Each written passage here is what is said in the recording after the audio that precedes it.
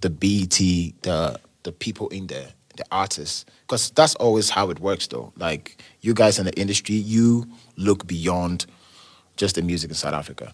And the citizens, we have to feed them the music. That's what I meant. So at that point, we hadn't fed the people in America the music. But then the industry, the media, they knew about whatever was happening here. So when I got there, it wasn't like the Americans were like, oh, Sarkodie, I want to take a picture. No, it wasn't like that. It was the beginning, it wasn't like that. It was just the industry knowing you, like an artist knowing you. Wow. Yeah. Which artist knew you from America? And you were like, whoa, how does this guy know? There was a funny story that happened, and I didn't even, to date, I haven't had the courage to share it. Yeah.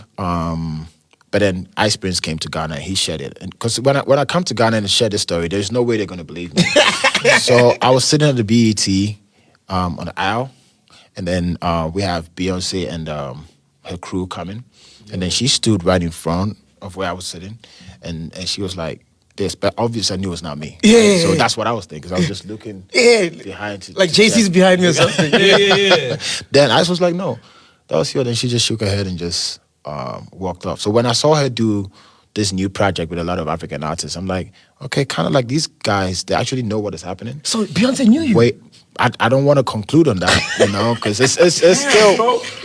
But it's not far from that, because what I realized, the more I get into their industry, they know everything that's happening. Wow. Yeah. They just don't necessarily speak on it. Yeah. They don't let you know that they see what's happening. Because they're trying to find the source. Exactly. So I wouldn't be shocked that maybe they had an idea what you were doing at that point. Because I go to certain rooms. Because I think a year or two after that, I went to Rock Nation, Jay-Z's office. That's way before Tidal. And we went to have a conversation. I thought I was going to sell myself, but they told me about myself. No Well, you met Jay-Z? No, I didn't meet Jay, but I met all the people there. Beehive, that's Jay's cousin. Oh yes, yeah. Big, they knew you, dog. Yeah, so they were giving me a whole breakdown of my career. They told me about, I did a show at the Apollo. They pulled that up. They told me about that. They told me about the song I released before I came to the office. And they opened like a screen to show me about myself, right? Even stats that I didn't have. Dude, are you not losing your mind? I'll lose my shit, dog. I kept quiet because it's good I didn't speak, because I was going there to sell myself. But then these guys were selling me to myself. Like, who's this guy? Exactly.